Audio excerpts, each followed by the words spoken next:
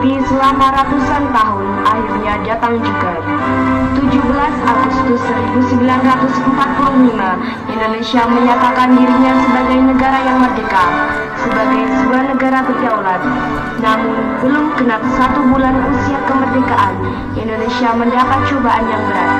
Tentara Sekutu yang di dalamnya ada tentara Belanda mendarat di Jakarta dan kota-kota besar lainnya di Indonesia. Bung Karno dan Bung Hatta berupaya melakukan upaya diplomatik untuk mendorong tentara Sekutu bekerja profesional untuk meluruskannya saja, tidak mengutaati status kemerdekaan Indonesia.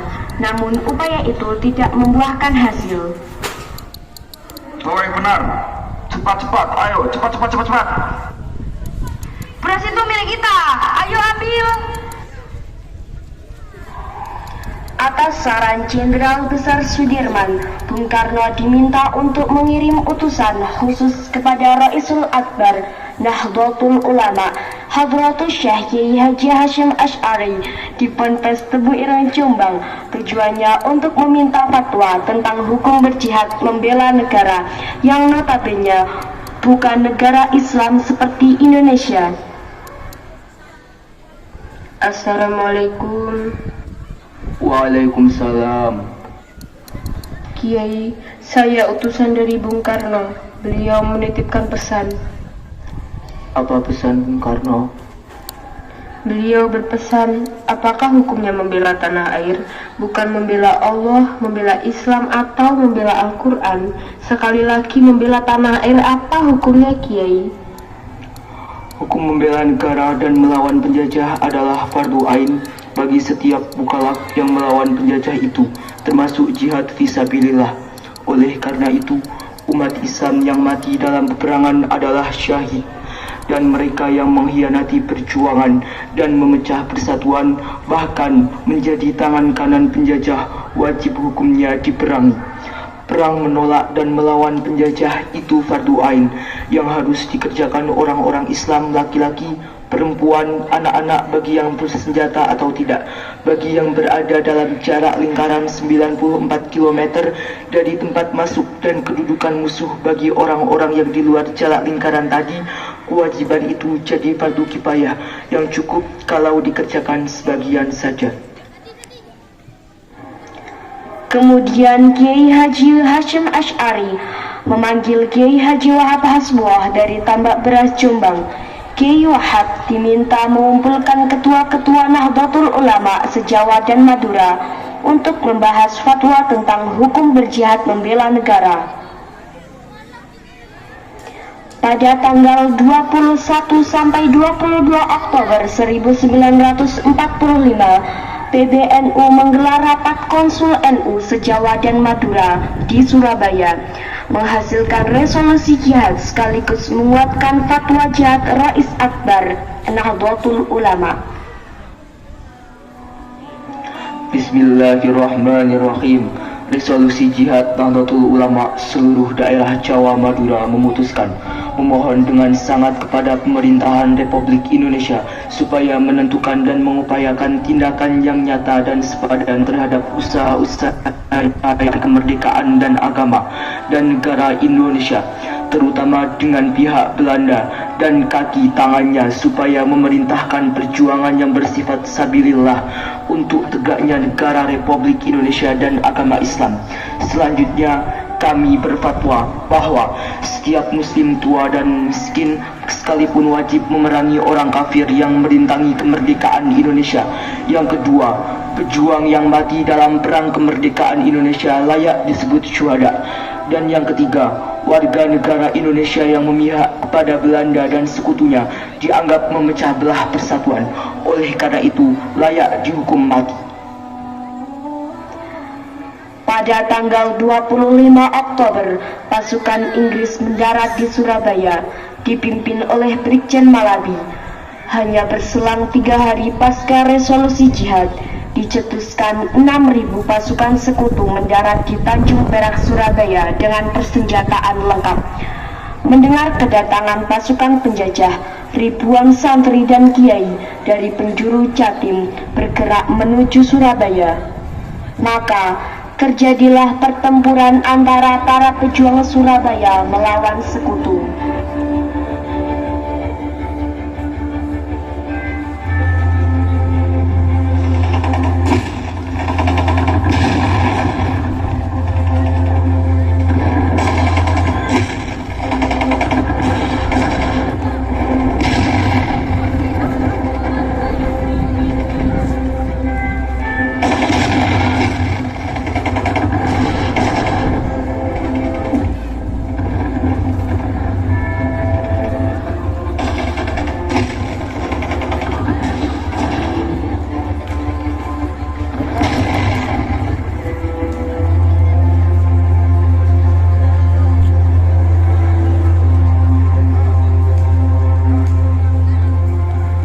Pada tanggal 30 Oktober 1945 telah terjadi gencatan senjata antara Laskar Arek-Arek Surabaya dan pasukan sekutu Inggris.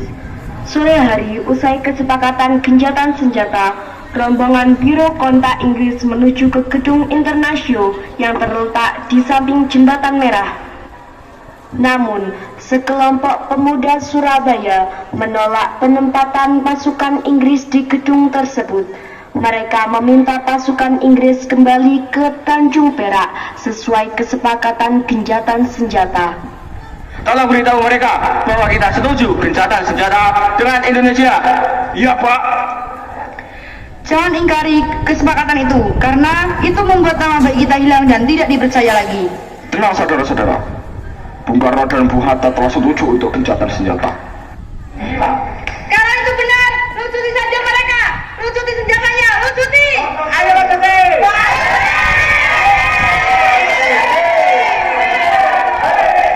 Kami menerima permintaan kalian. Saya yang akan bertanggung jawab penuh. Dan sekarang biarkan kami masuk. Mereka akan bertanggung jawab penuh. Jadi biarkan kami masuk ke dalam gedung itu. Rakyat Indonesia pun memberikan kesempatan untuk pasukan Inggris masuk ke dalam gedung Internasio. Mayor, iya Pak. Saya dapat perintah dari Brigadir Malabi. Proses gencatan senjata sedang berlangsung, tetapi mereka menginginkan kita menyerahkan senjata dan menyerah. Akan tetapi, Jenderal memerintahkan kita untuk mengambil tindakan apapun yang diperlukan untuk memastikan keamanan bagi pasukan. Siap, Kapten. Akhirnya terjadi ketegangan yang menyulut baku tembak. Di tempat ini secara mengejutkan, Brigjen Malabi tertembak dan mobilnya terbakar dan gencatan senjata pun berakhir.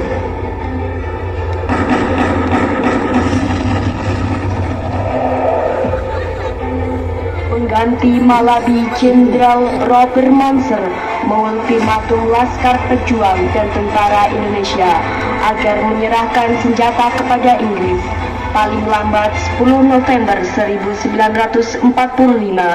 Jika tidak, Inggris mengancam akan membumi hanguskan Surabaya. Siapa yang membunuh jenderal kami? Jenderal terbaik Inggris. Kalau kalian tidak menyerahkan pembunuh Jenderal Malabi, saya katakan Laskar Pribumi harus menyerahkan senjata-senjata mereka kepada kami paling lambat 10 November. Kalau tidak, akan saya bumi hanguskan Surabaya.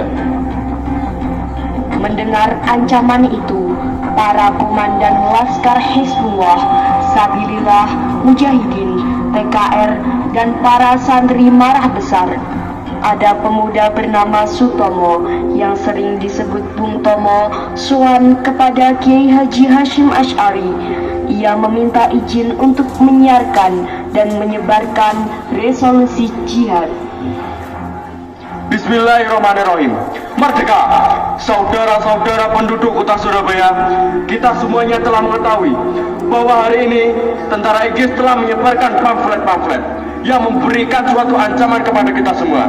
Kita diwajibkan untuk dalam waktu yang mereka tentukan menyerahkan senjata-senjata yang telah kita rebut dari tangannya tentara Jepang. Tetapi inilah jawaban kita.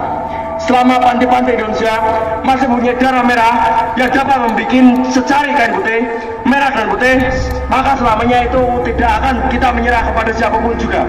Allahu Akbar, Allahu Akbar, Allahu Akbar. Merdeka!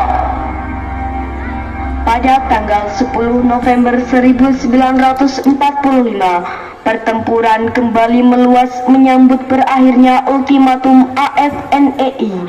Perang besar pun pecah. Ribuan pejuang syahid. Pasukan Kiai Abbas berhasil memaksa pasukan Inggris kocar-kacir dan berhasil menembak jatuh 3 pesawat tempur RAF Inggris. Kiai, sepak terjang Belanda semakin mengkhawatirkan.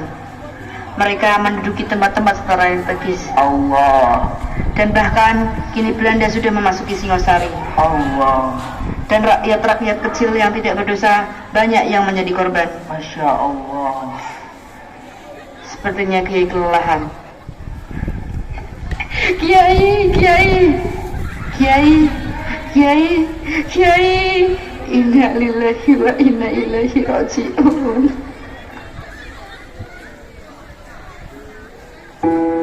Indonesia berduka karena kehilangan Kiai Haji Hashim Asy'ari. Namun, perjuangan terus membara demi negara kesatuan Republik Indonesia, walau pasca negara terekspor dengan baik. Pada hari ini, para santri telah mendiskualifikasikan perjuangan para santri dalam mempertahankan negara kesatuan Republik Indonesia. Jangan lupakan sejarah.